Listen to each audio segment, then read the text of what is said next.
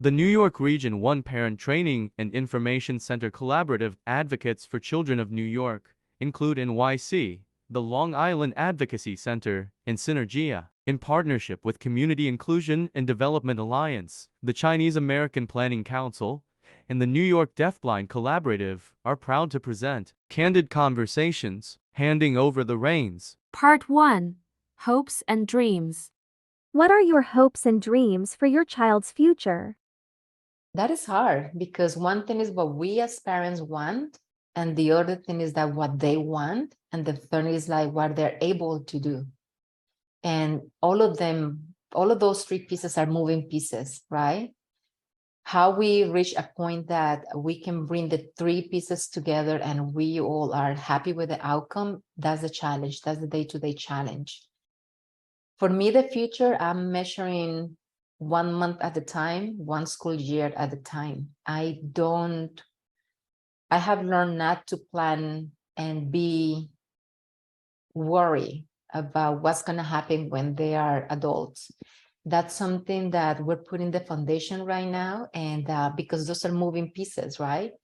We will see. We're hoping that we're increasing the probabilities for both of them to be successful, to be able. And how do we measure success, right? It's for them to be able financially independent, for them to be able to pay their bills, for them to be able to enjoy the community, to be included, hopefully to have their own place, especially the challenge that every single New Yorker is experiencing right now with rents, right?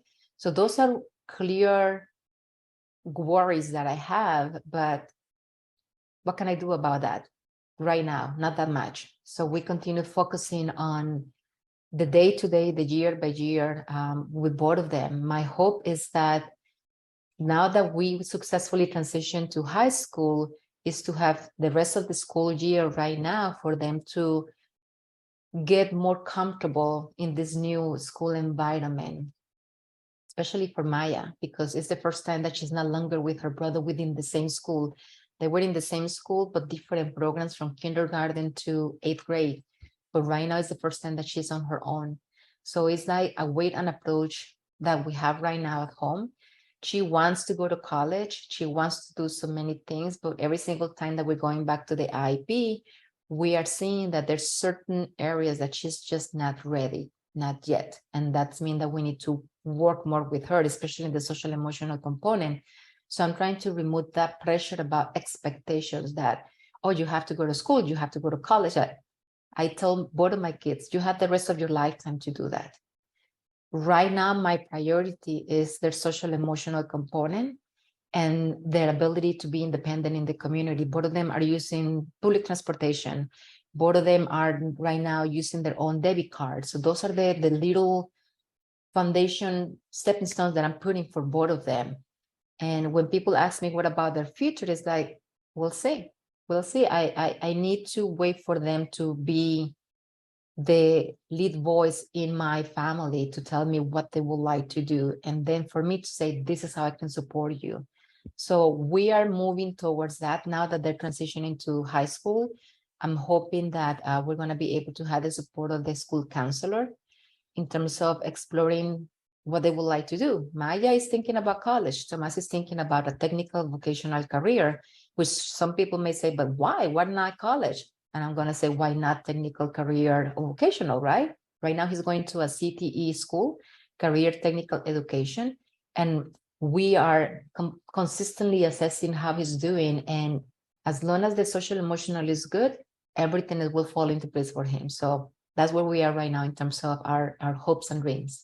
My hope is for her to be independent, that as time goes by, that she'll need me less and less, that I will just be like a support, but not the person that will make all her decisions for her. That she'll be able to be more confident in herself and to have a normal life. Hopes for his future is a loaded question, because I believe my hopes for him are the same for all parents and universal. which is for him to be healthy, happy, engaged, surrounded by love, and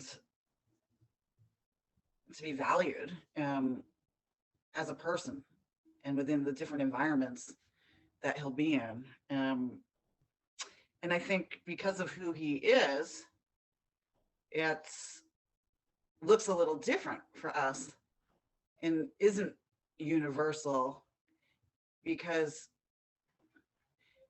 how to make our vision a reality and come to life is challenging. And so with all that said, and you know, I'll take it back a step. When I say challenging, it's because of the way that service systems are set up and the way that society views people with disabilities, and with all the history that goes along with it.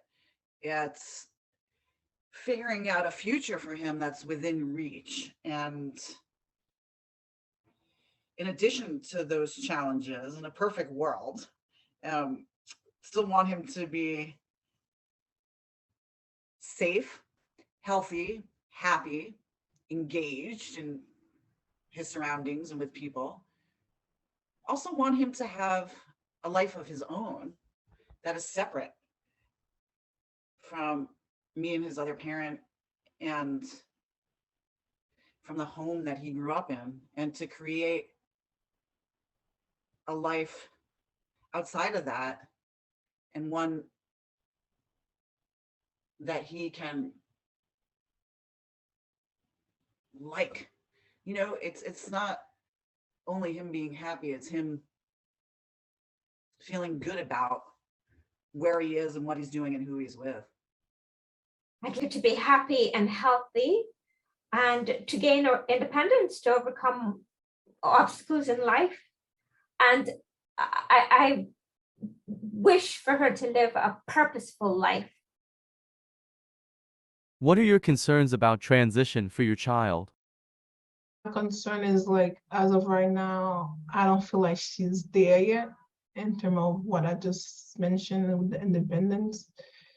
For the simple fact, like, I am making all the decisions for her right now. I am doing everything for her. And so I feel like she's not there yet. And because she suffer and anxiety also. So I think, like, every time we talk about the future, she panic. So I guess one of the things is, like, I want her to be more comfortable in her skin, that about time, maybe like a year from now, like, she would not panic just because she's going away to college or whatever, because this is, we're trying to start the college process, and just mentioning college to her have her in a anxiety fit. So I guess that would be something, it would be less of, that would be good for her and for me. I think that the biggest concern that I have with both of them is how we parents are not heavily involved or part of the conversation when the kids are going to community schools in an inclusive program. It's not the same when they were in elementary school or middle school. Right now, there is more, they need to be the one in charge of this.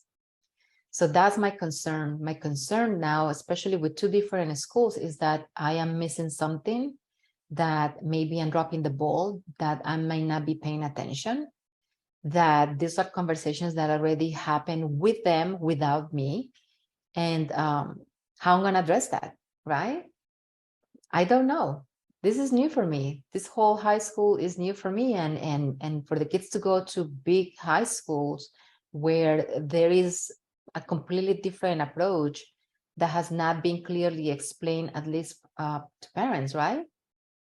It is difficult. It is difficult just to trust the process. But at the end of the day, I see this as an opportunity for me to see where the kids are in their advocacy skills. Like, what I mean is, like, right now they're on 8th grade. So this is going to be, no, 9th grade. Yeah. So, yeah. So you see, this is the confusion. And just to be able that allow them the space to demonstrate where they are. And the support that I've been receiving is that I've been clear and articulating this to the school, both schools, letting them know about my fears about this is new for us. And I know that you guys are trying to bring them more for them to be in charge of those conversations. So the support that I'm asking for both schools is to let me know when do I need to step in and support both of the kids. So for example, I invite both of my kids to come to their IEPs. They have to be there. It's not negotiable. But it's hard, especially for Maya. She just refuses to go to her IEP. So we are being thinking out of the box how to involve her in that conversation. So last year, she was able to tell me, I don't want to be there. And she was able to tell me why not. And she wrote what she wanted to be her voice at the IEP. This year, we have a pre-meeting, right? And she's been asking vocally, clearly, that she doesn't feel that she needs some of the related services. So we set everything into motion, and it was a success. Her voice was clear and loud during her IEP. But that means that we were able to look for different opportunities for that to happen, not like the traditional way that you're sitting in the meeting and then you ask the student. No, we were able to see something different, and I think that meets the goal for us. 지금은 학교 테두리 안에 있어서 제가 피부로 이렇게 와닿진 않은데 우려되는 부분은 그거인 것 같아요. 지금은 교육적인 부분, 사회성 같은 모든 것을 배우고 보호받고 있는데 성인이 되어서 소속이 없어지면 그 어려운 문제를 직면할 때 부모로서 어떻게 잘 해결할 수 있을까? 이거를 누구랑 의논을 해야 될까? 뭐 이런 생각. 그리고 도움을 청하면 도움을 받을 수는 있겠죠. 근데 그게 아마도 오롯이 부모의 책임이 되지 않을까 생각됩니다. Oh man, is that a timely and loaded question, as he only has a couple more years within the education system, meaning, you know, he will age out. And, you know, the immediate concern there is what will he do every day? Because he's been receiving services and supports officially since he's been less than a year old, and to not have a place to go to every day. You know, he's at school Monday through Friday all day, and when that ends, we have to create a new schedule for him and kind of a new life. And so, you know, my concerns have different dimensions. So there is the concern on what that looks like, how to create it, how to support it, and most importantly, how to fund it. What exactly would be best for him? What does he want to do? How do we make that happen to the best of our ability while also, you know, paying the bills and working and meeting other responsibilities day to day in a city where it is not easy to do that. I mean, it's not easy anywhere, but sometimes I think New York is a very hard place to live. And how do we do that with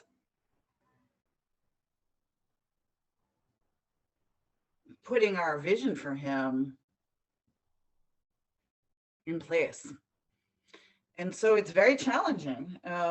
And I'm not sure there's supports in place from a structural perspective with systems as is. However, I do think there are kind of like there's soft skills to becoming employed. There's soft skills and finding support. And, you know, that looks like for us, speaking with other parents and how they, with kids like ours, like Jack's, and what they know, what they've experienced, what's worked for them, what hasn't, who else they have talked with, It also means having very hard conversations with his other mom and what we want for him, and seeing if it aligns. And it's not easy. And the big elephant in the room is, where does he live, and how do we fund that, and how do we make that happen so we can still be integrated into each other's lives and let go to some extent. Sort of similar to, I think, how people feel when their kids leave for college. I don't think it's easy for parents, and based on my own experience in figuring this out from a technical perspective and emotional. And part of that, I think, has to do with the history of people like Jack. And,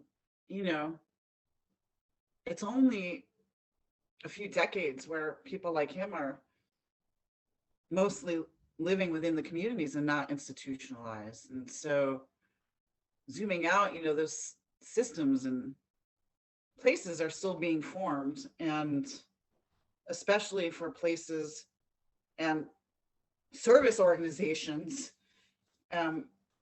to provide activities and housing in creative ways, because it's relatively new.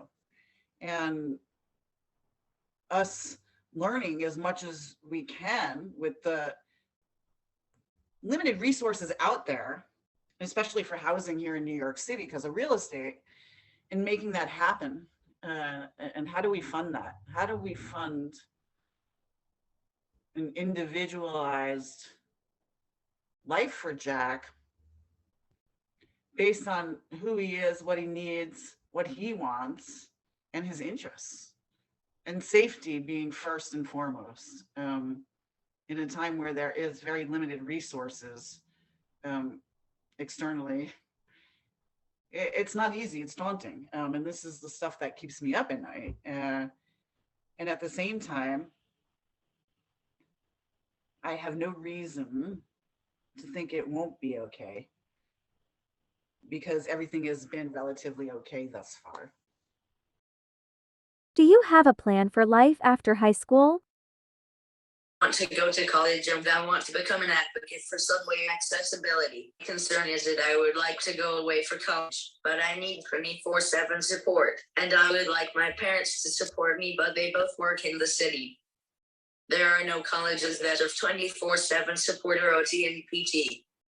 I feel like now since college is like a year away, a few years away, I'm planning to go through college. A 4-year college is what I'm hoping for, and trying to keep my grades up to continue to get into a good college.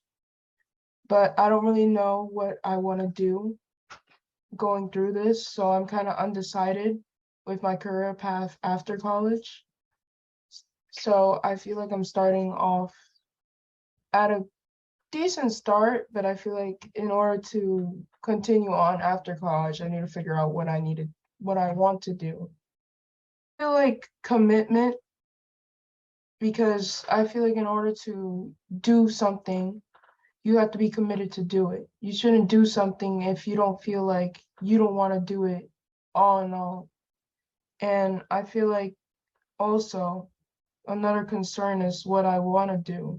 I know it's like you can change it a lot of times, but I feel like I don't want to be in the position when I'm just sitting there not knowing what I'm doing in total. I think I want to go to college. Probably try to be in the maritime industry. Maybe be a ship captain. But at this point, I'm not 100% sure what course I want to take. But so far, it's leaning to be a captain. Mainly just going through high school itself, because it could be a little challenging, like school-wise, trying to keep your grades up and your social life up. And my only concern right now is really just like getting good grades and being able to hopefully get a full ride scholarship. But if anything, some sort of like financial aid or scholarship. What is a typical day like for you? I'm doing well. A typical day looks like for me is quite pretty adventurous from time to time. I recently graduated from Kingsburg Community College with my associate's degree in liberal arts. So I'm currently living at home with my family. I'm a blogger, advocate, and I'm an advocate lead at the Regional Centers for Workforce Transformation. The acronym for that is RCWT. I'm also a motivational speaker, a certified professional coach, and the author of my very own book for special education to college, The Katrina Story, Breaking Those Glass Ceilings. I'm also a speaker for the Respectability Speakers Bureau, as well as a founder and executive director of my very own organization called Disability Champions Mentoring Network. Wow, that's a big question. I had no idea my life was going to take the shape that it has today, as my plans after high school were pretty hopeless. I knew I wanted to get a job, or if not, go to college. I was truly given no plan or pathway for my life after high school besides since I focused a lot on receiving proper services. As a result, many felt that was my focus, and also due to needing a lot of support physically and to get my services like physical and occupational therapy, that college is not possible because those services is not provided in college, especially having like a paraprofessional in high school who supported me throughout the day. A typical day is when I get out of bed at 7:45, I do all my ADLs with the help of my home attendant, and then I go to work. After work, sometimes I go shopping or I go out to eat. So I have a big mouth. I have a very big mouth. And I've always said after high school, I need to make an impact. So both my jobs that I had after high school is to help both of my communities. The first one was to help my living community, which is around Flushing, and helping my Asian community communicate. So right now, my job is my job title is I'm a respite coordinator for people with special needs. And so that helps me align with my needs because I'm bringing awareness. And to have awareness brings attention. And to bring attention, you can help a lot more and educate a lot more people.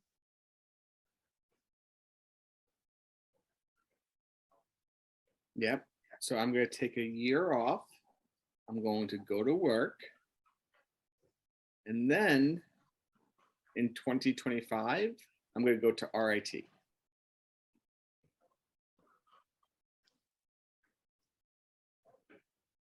I feel like I'm not ready for college yet. And so I wanted to prepare and do some learning and get some experience being independent, traveling, and just learn different things and really understand before I go out into the world. And then I would like to go into work. And then after that, I'd like to go to college.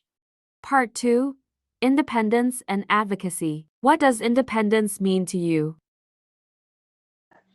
Independence is relational, relational to an environment, relational to the people within environments, to the activity, to the purpose of what you're doing, why you're there, when, and that in general, for people like Jack, and I'll just talk about Jack, how I see that is him being intra and interdependent, meaning being as independent as possible on his own, and sometimes that includes getting help from others. And in a perfect world, it means him doing everything that he can on his own and getting support with all else. And that's not just physical, that's also cognitively thinking things through and trial and error. And it requires, I'll go back to this as a parent, letting go and letting him take risks and letting him do things that intellectually scare the heck out of me. And yet, intellectually, I know that is the only way he can grow is by doing things and learning from them and what works and what doesn't. And ignoring the fear in my heart sometimes. I think that the idea of independence needs to be unique for families because the cultural background must be taken care of, part of the conversation. You need to take into consideration our cultural background, our upbringing, especially as, for example, we are a minority family, we're immigrants, and I was raised with different values and different approach. I'm from South America, and we have very clear guidance in terms of when our kids and when we are considered adults in our countries. That doesn't necessarily translate here in the United States, right? Here is more an individualistic culture, and it creates some clashes between how I want things to be done and how the things that have been offered to my kids outside home. So when you're thinking about that, it's important to think who you are working with and how you are honoring and respecting the family cultural backgrounds and beliefs and values. So for us, independence, it doesn't go with an age. Just because you're 18, it doesn't mean necessarily that you're independent, or doesn't necessarily mean that you're going to stop hearing to what your family is telling you.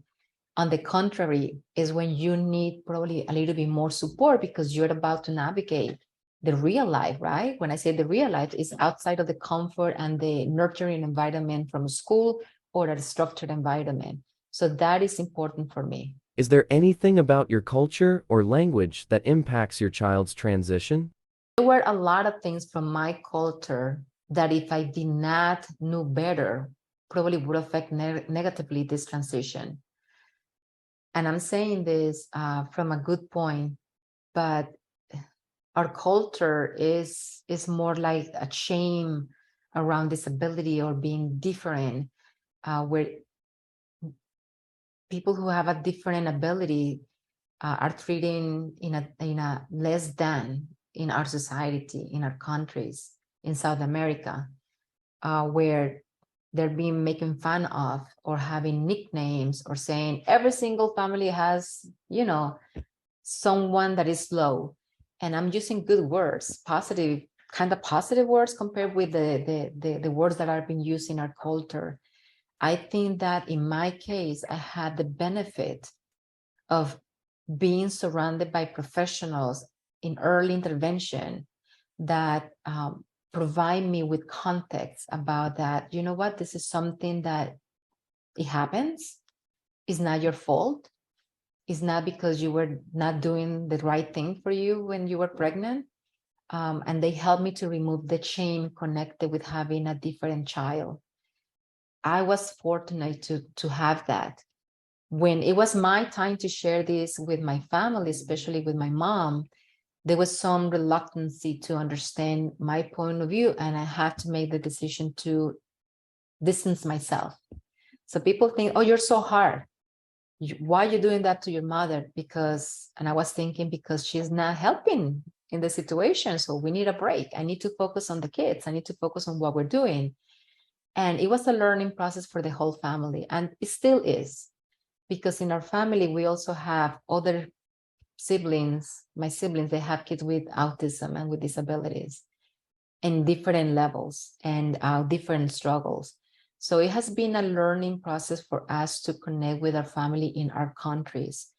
But at the end of the day, it's a difficult decision that we parents are confronted, especially parents from other countries and other cultures, we going to allow our cultural beliefs and our families, right, to influence what we're doing?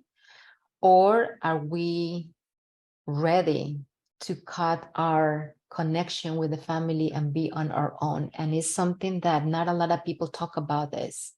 This is a lonely journey.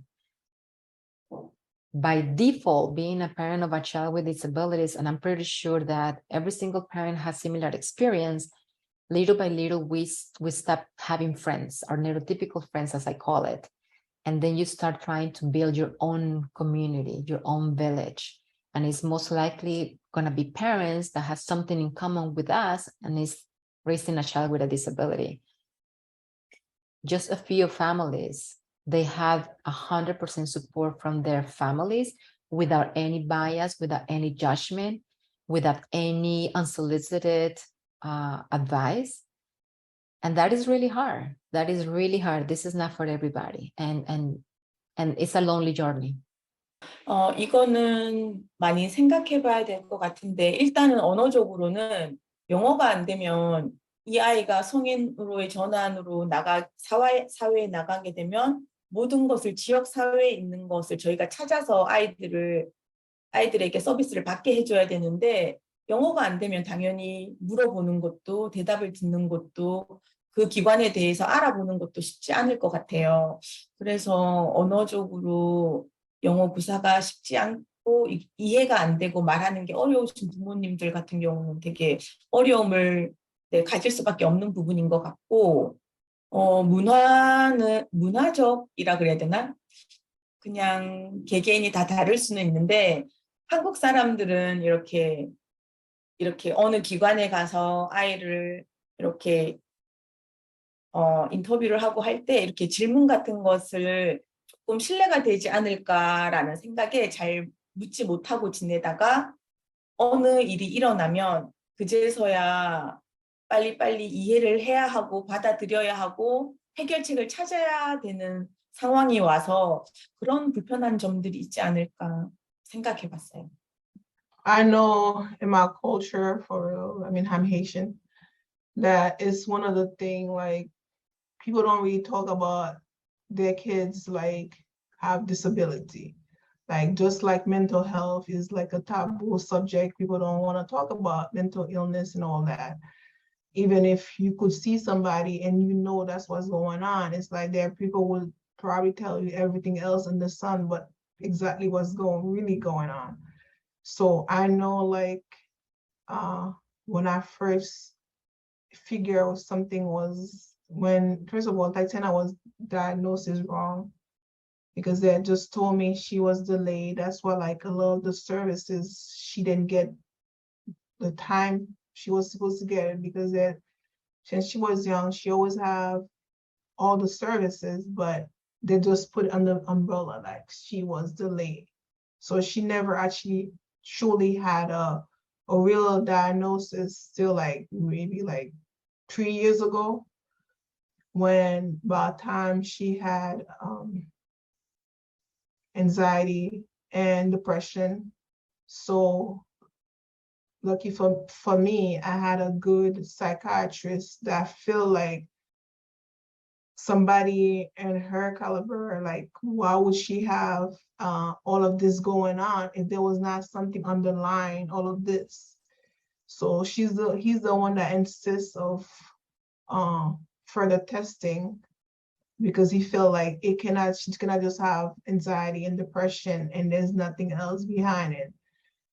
That's when we find out that yes, he was right. I mean, for years I thought it was my imagination. 这个非常重要，这个也确实非常大，而真是非常。我们华裔，我们比起来其他族裔的这些同样有自闭症孩子族裔来讲，我们说很多方面你可以看出来。第一个呢，我们华裔太注重于学业啊，这个成绩考试，你学多少啊？这种老师要抱怨就说，哎，你看我这个在这个学校里面，在这个特教里面没有学到东西啊，没有什么语文算术啊。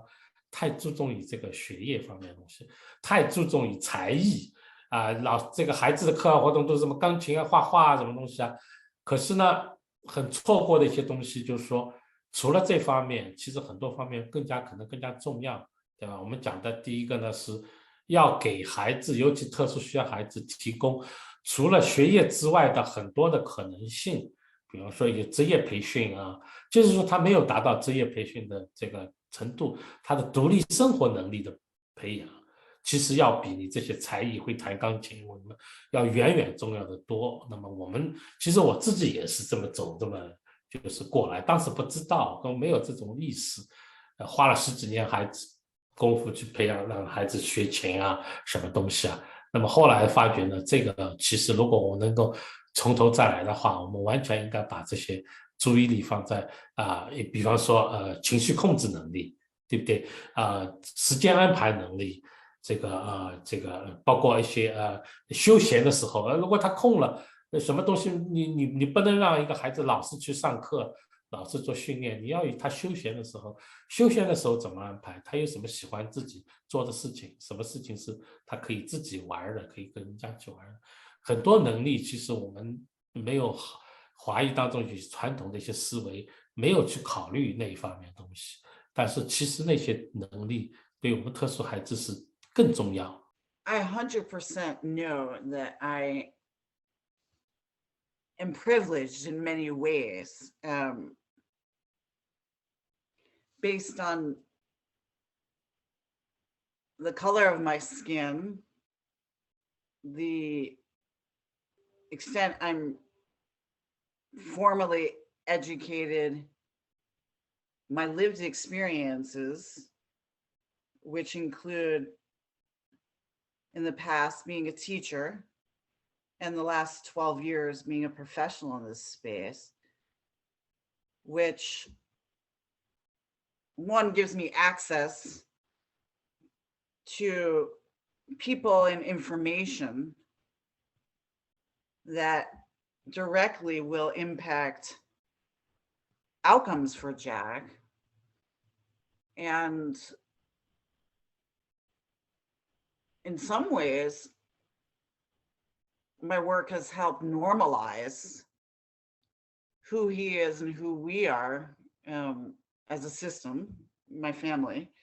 And at the same time, I think there's space for both things. It is still so hard. And so if it's this hard for me and us, as somebody who also speaks English and can leverage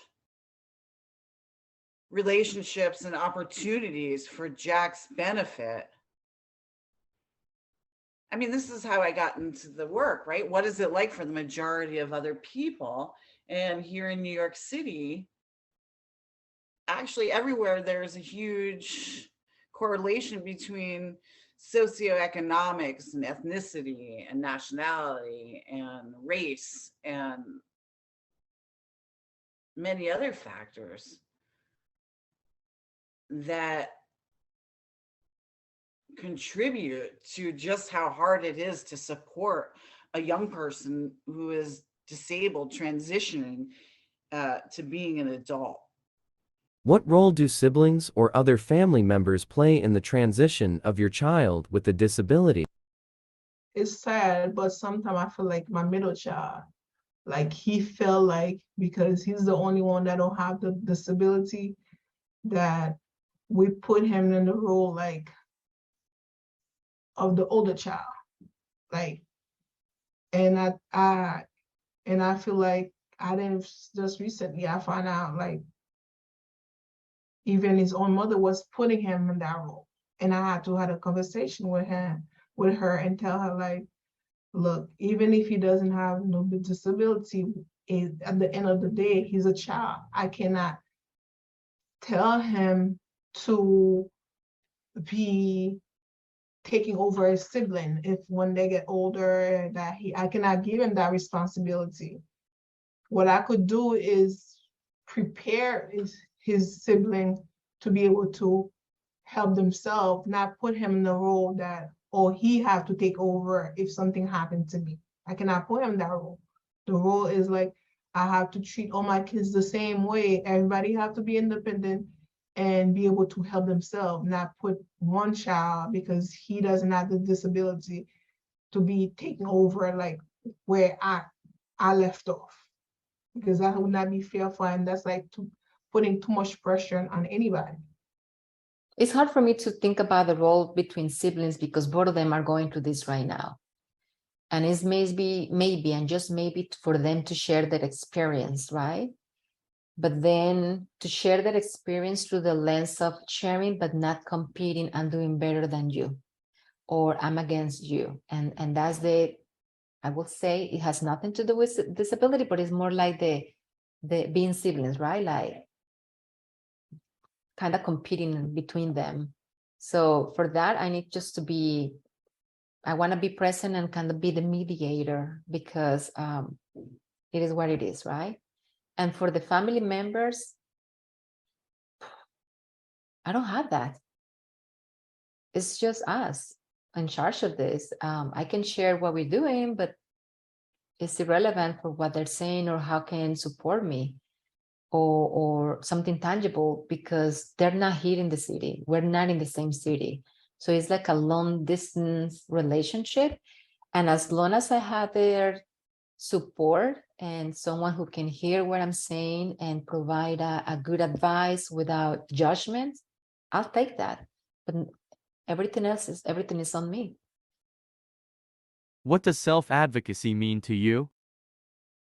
Self-advocacy is standing up for yourself because most people usually like stand up for others, but it's another difference when you have to stand up for yourself and yourself truly alone and not allowing things to happen that you feel like it's not okay. If something you feel like isn't like completely right or righteous, you stand up for, you literally justify or you fight against that. And it doesn't always gotta be like an argument or like a protest necessarily. It's something it seems off to you. You're willing to call that out in order to best benefit yourself as a person. I've gotten to the age to, I feel like I was around like 14, 15, or 13, even younger than that, when I realized I gotta advocate for myself because I'm growing up and I have to realize I'm about to be an adult soon. And not all the time my parents are gonna be there to advocate for me because being honest, my mom has 2 other people that she has to advocate for. And it's gonna come to a time that even then she can't even advocate for them eventually and she has to advocate for herself because we're all getting older. So I feel like I have to learn on my own behalf at that point when I'm getting closer to 18 times. I feel like sometimes my mom happens to advocate for me. I kind of disagree with how she does it compared to her doing it. I get that most of the time she's advocating because it's for the best for me, but I feel like the way she does it is kind of sometimes I disagree with. And I know she's always fighting for me, but I feel like at the same time, I want to try to fight for myself. I feel like sometimes self-advocacy can be like bad if you don't fully understand what you're really advocating for, because you can advocate for yourself and it turns out to be a misunderstanding on the other side, and you're just not fully understanding what you're walking into. And I also think it's like a disagreeing part. If most people don't feel like it's like right to self-advocate for yourself and you're the only one, it's kind of hard to advocate for yourself where you got mostly people against you. Like just having a voice and just like talking and saying like what you want and like not having anybody else necessarily represent you. And like let's say some people constantly like rely on somebody else to, you know, speak for them. Like myself before, like I used to constantly like ask my mom, you know, to do this and for me. And that even for little things, like let's say they mess up my order in a restaurant and want that to be changed, but I always ask my mom, hey mom, can you tell them? And that's not necessarily like, me advocating for myself. So I guess self-advocacy is just like just going out there and just like speaking on your own behalf, and like just saying in general, like let's say even for little things like that restaurant example, like instead of like asking somebody else to do that for you, you can just do it for yourself. During the high school, like choosing high schools and stuff, and just like the transition into there and leaving my middle school, because I realized that I just can't constantly rely on my mom, because I'm going to be, first of all, I'm going to high school, I can't like constantly rely on my mom for that.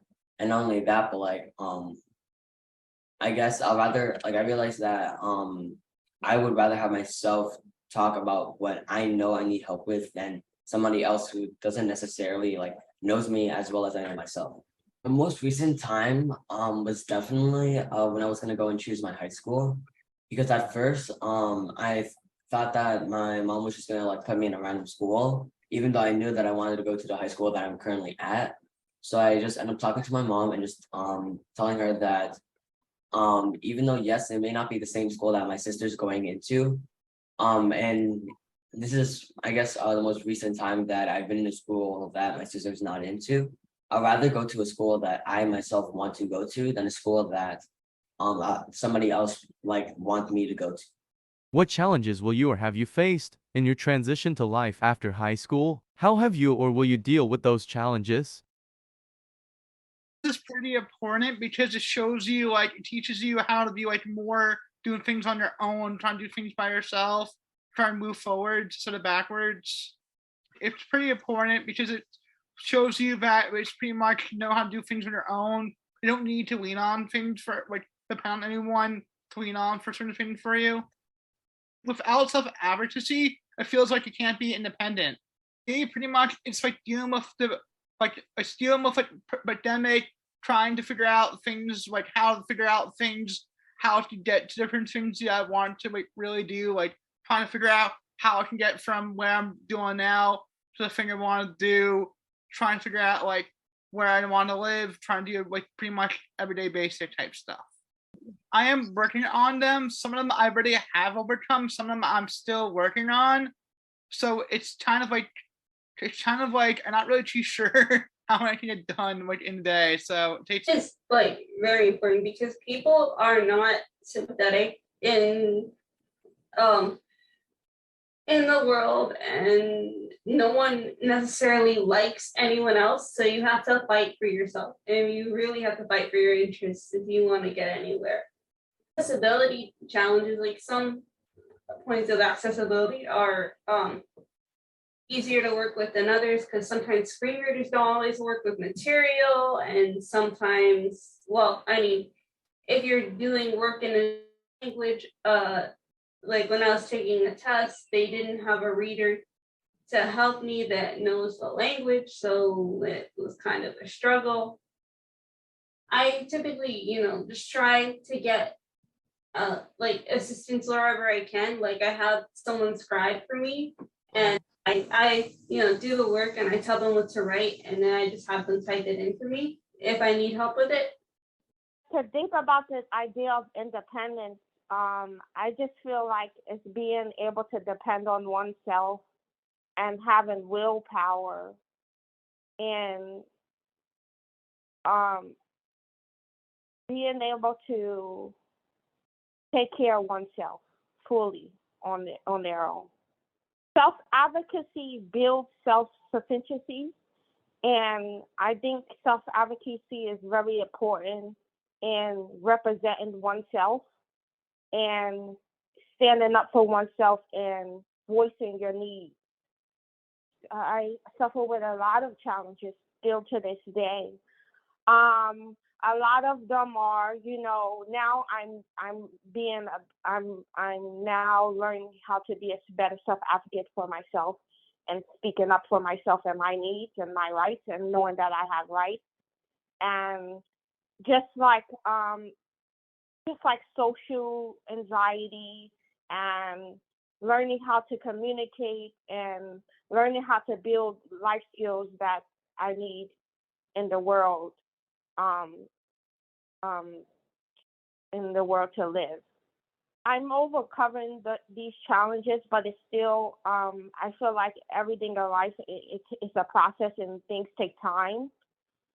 So, yes, slowly I'm developing those skills, life skills I need to overcome challenges and barriers and obstacles that I deal with on a daily basis.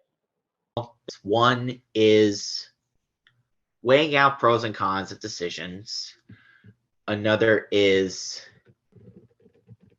looking at what you want. Like, do you want somebody to support you through a journey, or do you want people to hold your hand? In other words, like, do you want people to do the work for you or to support you in your work? Because independence is about knowing what you can handle and what you need support with, at least how I see it. And independence is very important because at the end of the day, we all have a support system, right? But it's up to you. Well, yes. And I'm saying it's up to you at the end of the day to decide what you want to do with your life. Very important, right?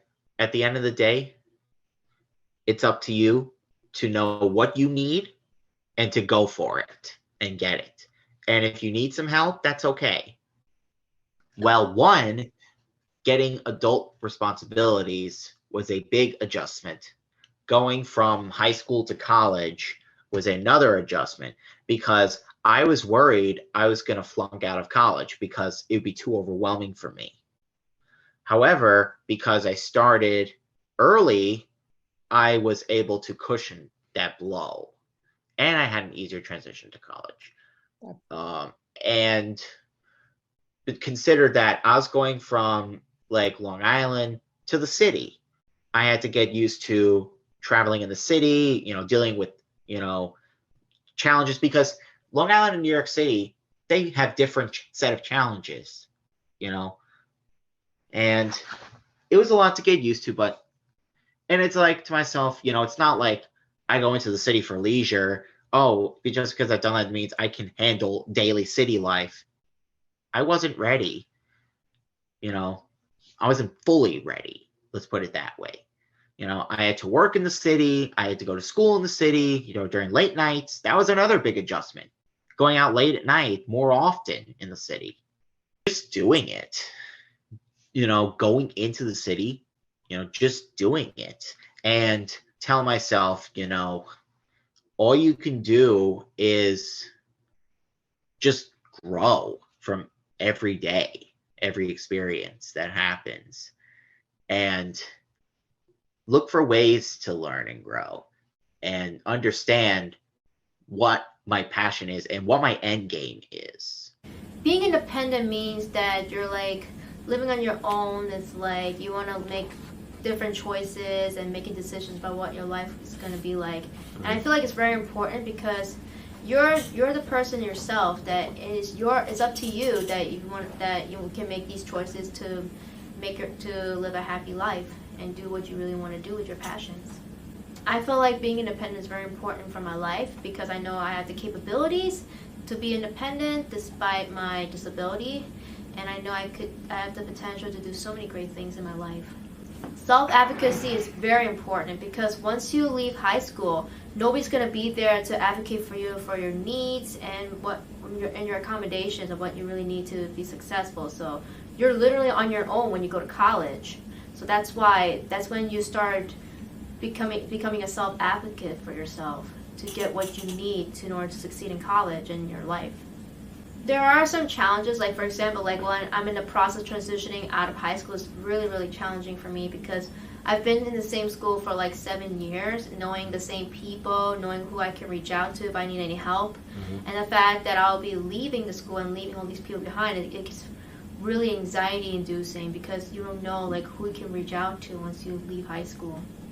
Well, we started the transitioning period with my teachers and my counselor. Like I have a great guidance counselor who like helped me like choose what college to go to, and I went to different tours of different college campus, see what's it like and what disability services that they provided. to help me succeed in college.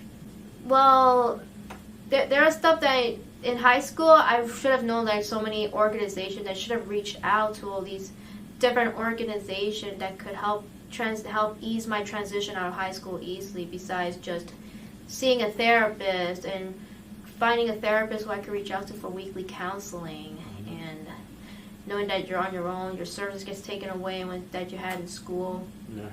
So it took me a long time to get all these services I need in order to enjoy life. Part 3. A few words of advice. Should have more support for people like me. I feel like parents and any other adult should try to allow the kid to self-advocate for themselves when it comes to a point that they feel like it's right to self-advocate for themselves. It's not, I don't think as much as you can teach them and help them, you can't do it for them. Eventually, you're supposed to let them fly and try it themselves, or let them do it on their own. Because as much as parents think that they can always be there, it's not always going to be that situation. It's not always going to be like you're going to be there for your kid, because it's going to be a time when your kid's not even going to be there for the parent to be there for them. So I feel like adults should allow kids to be able to self-advocate for themselves over continuously trying to self-advocate for their own kids. Giving them some practice for like advocating for themselves, because you can't just like jump into a meeting and just completely like start advocating for yourself like on the spot. Like, you're gonna need a little bit of preparation before that. So I guess maybe giving them a little bit of preparation and just a little bit of like help. And then by the time it reaches, like, let's say maybe their IEP meeting or just a meeting in general that just talks about their disabilities, they'll be prepared enough to talk for themselves and not necessarily rely on others to talk for them. What advice would you give someone who will be graduating or exiting high school in a year or so? What advice do you have for parents, professionals, or other adults trying to help self-advocates develop their skills? Help them to develop their story. Question: who am I? And who do they want to be? And then I would also share another advice to help them feel comfortable about sharing their struggles, disabilities,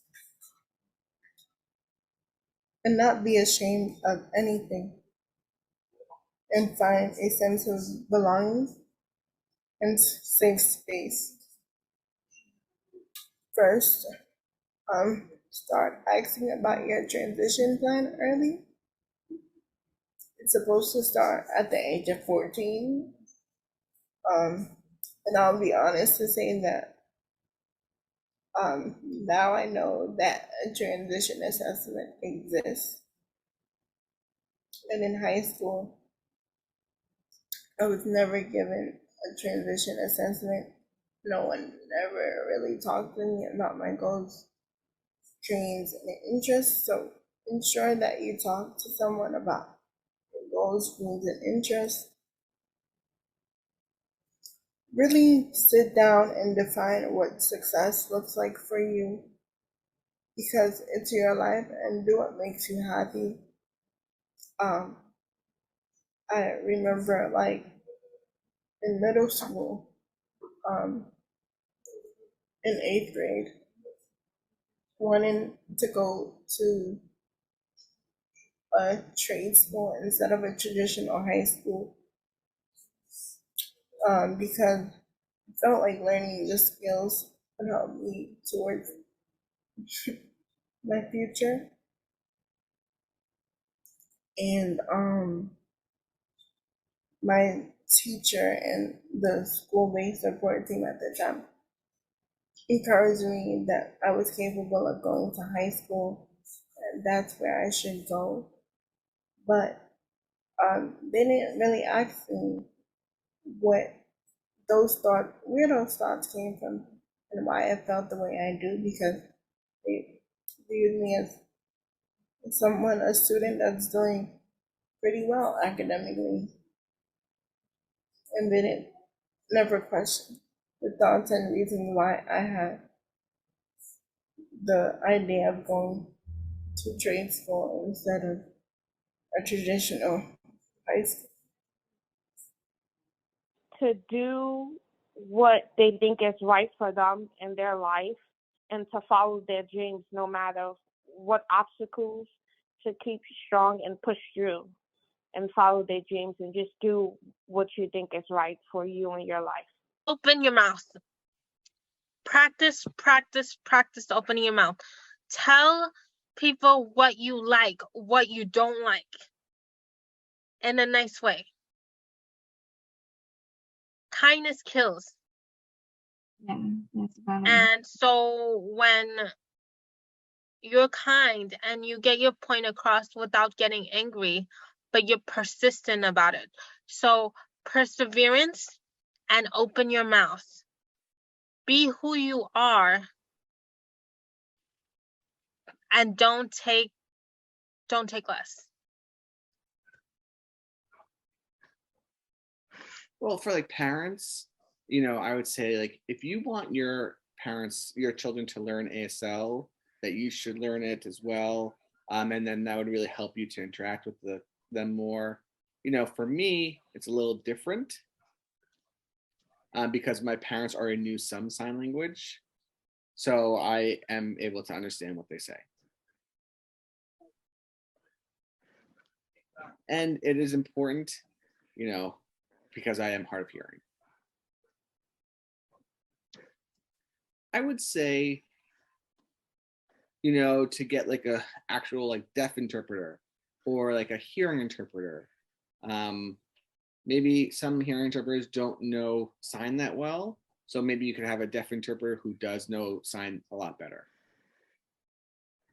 Enjoy that last part of your obligatory school career as much as you can, because it's going to be the last year of something that you're actually obligated to do. The rest of your life is your choice. Going to college is your choice. Let you choose what you want to study. So just think about it. Think about the fact that you're moving on to a new stage of your life. And if that's not something you want to think about, then don't. Just live in the moment. Be responsible and get done what you need to get done, but live in the moment as well. Listen to what they need. Like, let them have room to grow and work on their self-advocacy skills, but also like listen to them. If they're feeling like they're not mentally up to it, someday step in and like give them some encouragement or help them when they need it. Or if they tell you that they have it on their own, don't try to butt in if it's not something that they need your help with. Just listen to what they need. What is one key idea or point that you want people to understand? As much as self-advocacy is standing up for your voice, it shouldn't be used to silence others, because everyone has the chance to self-advocate for themselves, because everyone has their own opinion and everyone's human. So I feel like while self-advocacy is good for you to stand up for yourself and that your voice heard, don't use that voice to overshadow everybody else's voices, because you may not understand what the person was thinking at that moment, or you may not understand what other people go through, or why they advocate for themselves in different situations.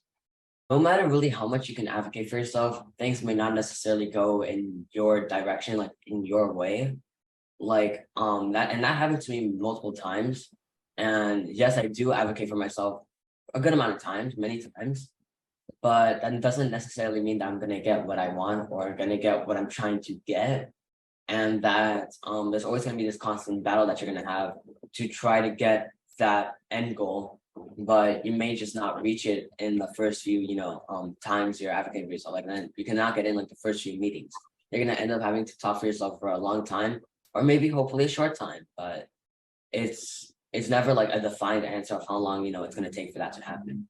One key point or idea today that I would like to share with people to understand about the importance of advocacy is that Advocacy is a life skill, and it should be taught to everyone with and without disability from a very young age.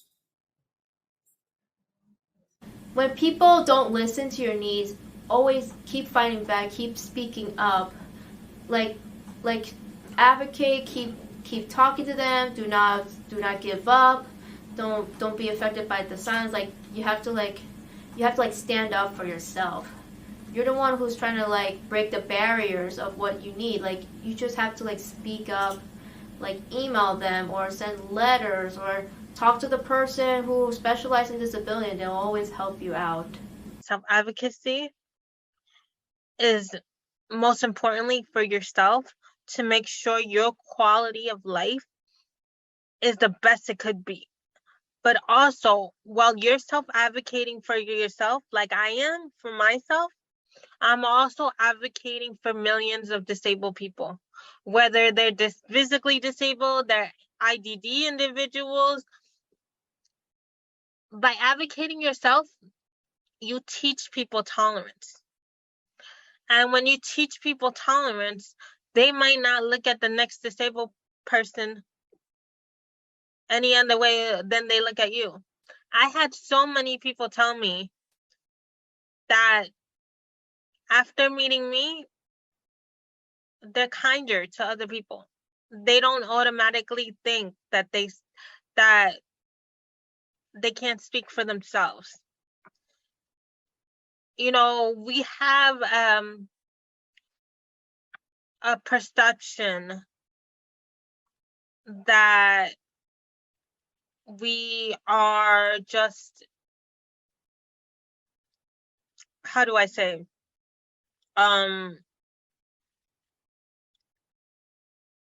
we don't like mixing. We love mixing.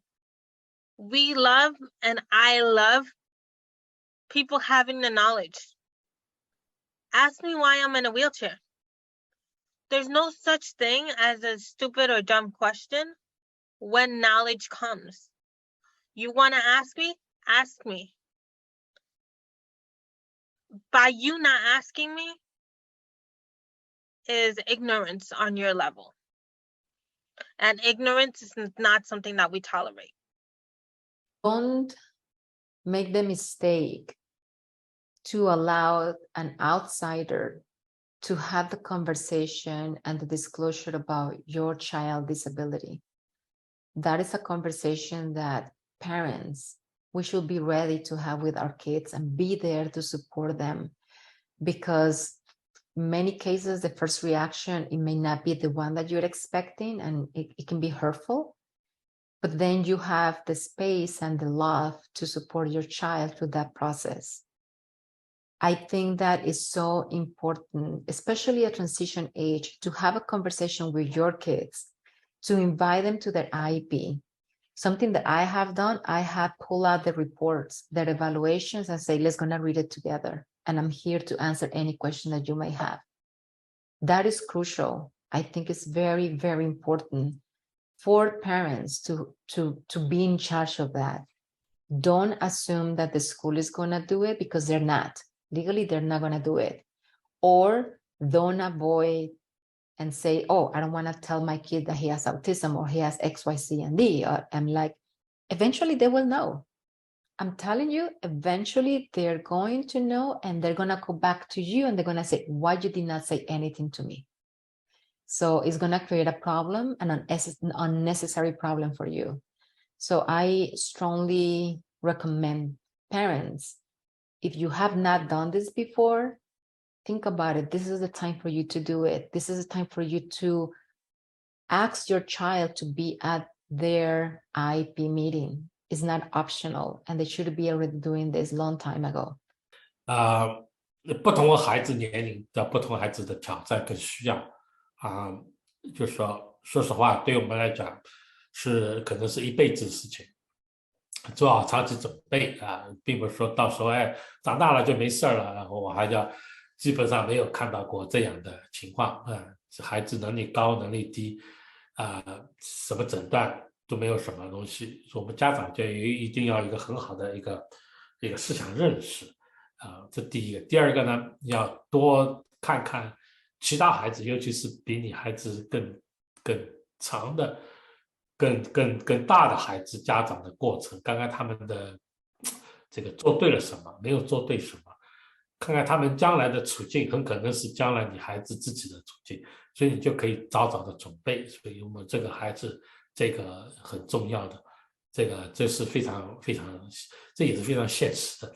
那么另外一个呢，非常想大家讲的就是说，我们华裔特别是要把这个脸面，要把这些我们一般来说都是有这种家丑不可外扬的这种习惯，特别是家里有一个残障的孩子，有很多的问题，很多让你难堪的问题，让你操心的问题。那么很多人呢，就是憋在家里不讲啊，你不讲了，人家就不知道，人家就不知道，人家不知道了以后，这个社会跟政府包括他们也不知道，对不对？所以他就很多方面呢，我们就很多的一些机会就丧失掉了。所以我们一定要敞开来，对大家毫不羞愧的、毫不掩饰的多讲讲，把自己遇到的问题、把难处都讲讲。因为你讲了多了，我们说会叫的孩子才会有奶吃，这就是美国社会的真理，就是你要会叫会闹，才有得到你希望得到的东西。你是整天放在家里，整天这个不想啊，整天保持沉默，这个是你没有办法，你这个没有办法得到你应有的帮助的。所以这是我们特别希望跟很多华裔家长，尤其是有残障孩子家长呢，要鼓励大家站出来，勇敢的为自己的孩子呢谋取利益，以及规划好他们的人生。Don't let the disability define your child or hold them back from opportunities.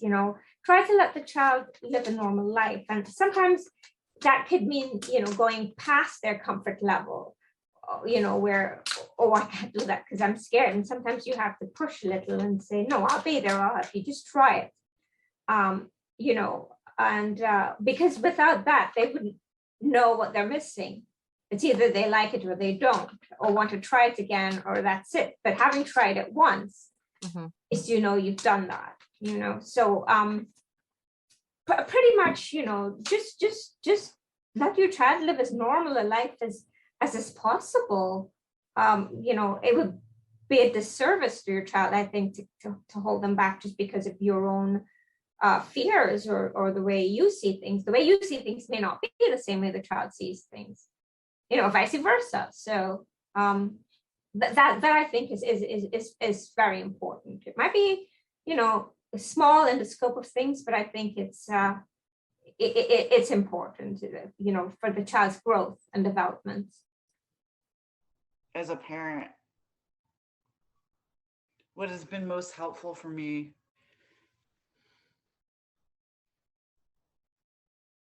is remind myself to just show up. And what I mean by that is being compassionate with myself and taking comfort in knowing I'm doing the best I can. And that some days it's less than the day before or more, and that's okay too. And that often, no matter how much I do, I still may feel like it's not good enough, or no matter where he goes to school or what activities he's involved in, it's still not good enough. And reality is, I don't think anything will ever be good enough. And some of that is just rooted on fear. And that it's universal, and that if we can all be gentle with ourselves, and talk to ourselves the way that we would talk to our best friend in relation to parenting kids with involved needs and developmental disabilities, that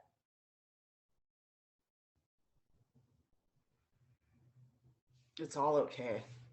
Have questions? Need help? Please feel free to reach out to us. Advocates for Children of New York, 866-427-6033, include NYC, 212-677-4660, Long Island Advocacy Center, 516-248-2222, Sinergia, 212-643-2840, extension 602. Chinese American Planning Council CPC, 718-224-8197, Community Inclusion and Development Alliance CIDA, 718-358-8899, New York DeafBlind Collaborative, 718-997-4856. On behalf of the New York Region 1 Collaborative and our fellow partners, thank you for watching.